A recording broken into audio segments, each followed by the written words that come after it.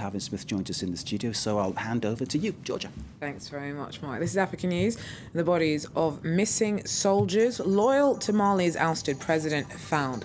This a week after the arrest of the general who led the coup against which they were fighting. Also, Christian militia are blamed for the killing of Muslim herdsmen in Central African Republic. This on the eve of the UN Security Council vote on the possibility of boosting French and African troops in the crisis-hit country. And dozens of French and African business leaders meet here in Paris ahead of this weekend's Peace and Security Summit to be held at the Elysée. First up, a mass grave believed to contain the remains of soldiers close to Mali's ousted president has been found near Bamako. Reportedly, ID cards were found amongst the bodies, suggesting that they belonged to the so-called Red Berets. They went missing as they resisted the coup that plunged Mali into chaos last year. This is the site of the mass grave discovered on Tuesday night, just outside the village of Diago, not far from Kati, the former headquarters of General Amadou Sanogo, the military man who led a putsch against President Amadou Toumani Touré in March 2012. The 21 bodies are thought to be part of the Malian military's elite paratrooper regiment, the Red Berets, some of whom we see here celebrating after the arrival of French troops to Mali early this year. The Red Berets are the troops who remained loyal to the president and tried to launch a counter-coup against Sanogo in the weeks following his takeover. They failed, and a lot of the Red Berets were imprisoned. At least 20 disappeared. There had been a witness report that 20 soldiers were handcuffed, blindfolded and taken away on a military trucks. Their families told France 24 they had no idea if they were dead or alive. Last week, General Sanogo was arrested and charged with complicity in the kidnapping of soldiers. Mali's chief prosecutor says the discovery of the bodies paves the way for him to be charged with murder. Well, for more on this, we hear now from France 24's Alex Duval-Smith. She's currently in Sikasso in the south of Mali and tells us a bit more about what some of the implications of this gruesome discovery are likely to be to the Malian government. As your report rightly mentions, I think the next stage will be for the Prosecutor General to bring charges. Sanogo was taken in for questioning, was in fact arrested and detained on charges of complicity with kidnapping, but earlier charges on the charge sheet suggested that the prosecutor wants to charge him with assassination and murder. So that is the next stage in this legal development. Politically, of course, it's very interesting in Mali because Sanogo's men, the Green Berets, that section of the army were strong supporters of President Ibrahim Boubacar Keïta before he became President Ibrahim Boubacar Keïta, when he was a candidate in the July and August presidential election.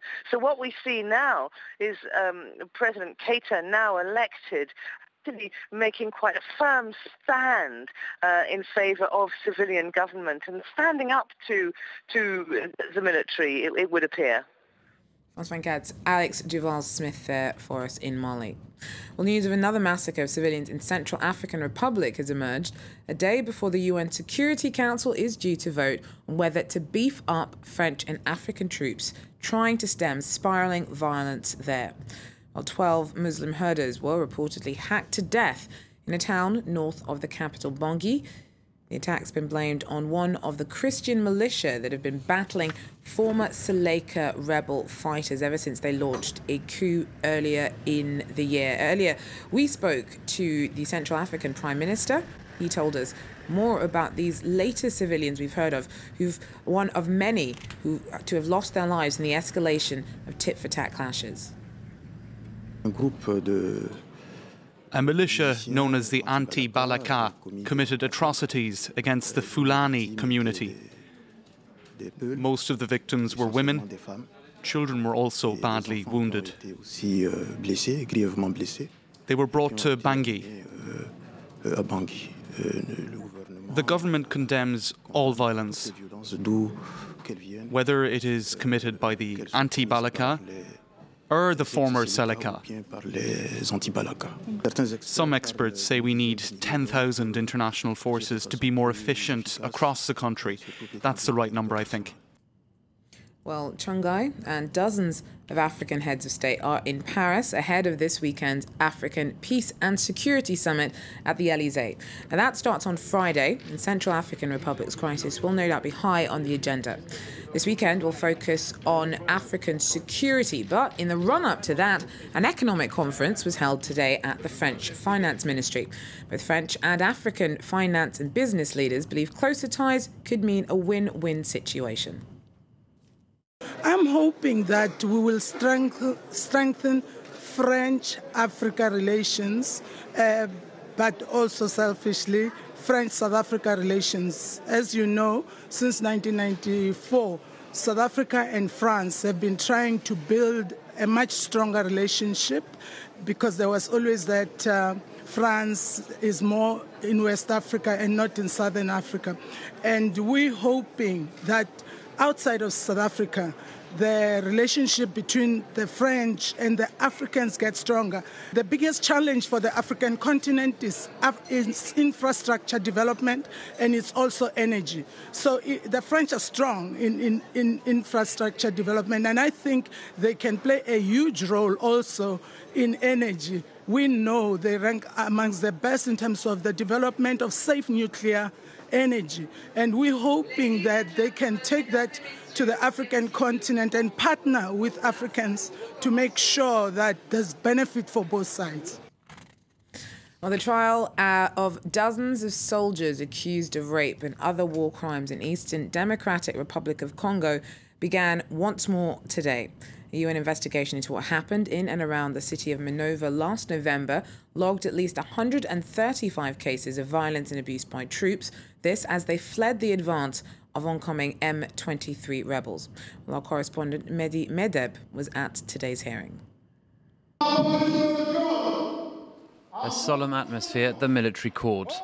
The judges read out the names of the 39 soldiers on trial. Armed soldiers are watching them. The victims are not here, but the trial is held in public. During several months, the court will examine a dark period in the history of the Congolese army. It's here in these hills that dozens of rapes and lootings took place a year ago, just after the defeat of the Congolese army by the M23 rebels. The day before the trial, the lawyers met the victims once again. They have been facing much pressure. It's a dangerous trial for the victims and for the lawyers. Victims have told us they have been intimidated by soldiers in their village or by some individuals in their community who are trying to convince them not to take part in the trial. Like Judith, more than 190 women say they have been raped in the area of Minova. I want those who raped me to get the death penalty. What they did is terrible. I hope the judges will help me and give me reparation for what I went through. In Congo, compensations for the victims are often decided by the judge, but rarely paid out by the state. Britain submitted a draft resolution to the UN Security Council calling on countries to stop the payment of kidnap ransom to extremist groups. They reckon that earns militant groups, including Al-Qaeda in the Islamic Maghreb, hundreds of millions of dollars in payments. France is one of the countries who has denied allegations of paying ransoms for hostages, particularly for those held in Africa earlier. We spoke to the UK's UN ambassador about the new draft resolution. What we're trying to do is cut off the flow of terrorist financing, because it's become clear in recent years that kidnap for ransom has become the major terrorist financing threat. More than $70 million have been paid to terrorists in ransom payments during that time, and it's become the single most important source of income for Al-Qaeda in the Maghreb that you mentioned and Al-Qaeda in the Arabian Peninsula. Now, member states are already under an obligation not to fund terrorism under the UN sanctions regime. What we're trying to do in this resolution is highlight the fact that kidnap for ransom has become a major terrorist financing tool and reminding member states that they should not pay any ransoms. So that's the purpose of this resolution. Now, of course, we recognise that there are many hostage situations around the world, that ransoms are paid. This resolution does not impose any additional legal obligations on countries above what they are already under the UN sanctions regime. Now, in Mauritania, it took 10 days for official first-round results for elections to be released, but polls put the ruling party well ahead. Islamist party Tawassul takes leadership of the parliamentary opposition following a mass boycott of the vote. It's a sweeping victory for the ruling UPR party. It has won more than a third of the seats and could obtain an absolute majority after the second round. UPR leaders expressed their satisfaction. Our first challenge was to have a high turnout. And that happened because it's a record turnout of 75%. The second aim for the UPR was to get a big enough majority. In second place, far behind the UPR, is Tawassul, the Islamist party. It won 12 seats, that's 3 times more than what it currently holds. Tawassul benefited from the election boycott of other opposition parties. It has high ambitions ahead of next year's presidential election. The ruling party threatens and intimidates Mauritanians. That's why it wins the most seats. But our party is really the biggest political force on the national level. We are autonomous. We have our own means. We don't have the government with us. And despite this, despite all the irregularities, we obtained a good result. The second round should have taken place this Saturday, but it's now been pushed back 2 weeks. This will allow parties to file an appeal. Both the UPR and the opposition movements have said they noticed many irregularities. That's it for African News, but I will be back with more tomorrow. Georgia, thank you very much indeed. Stay with us, more news to come. So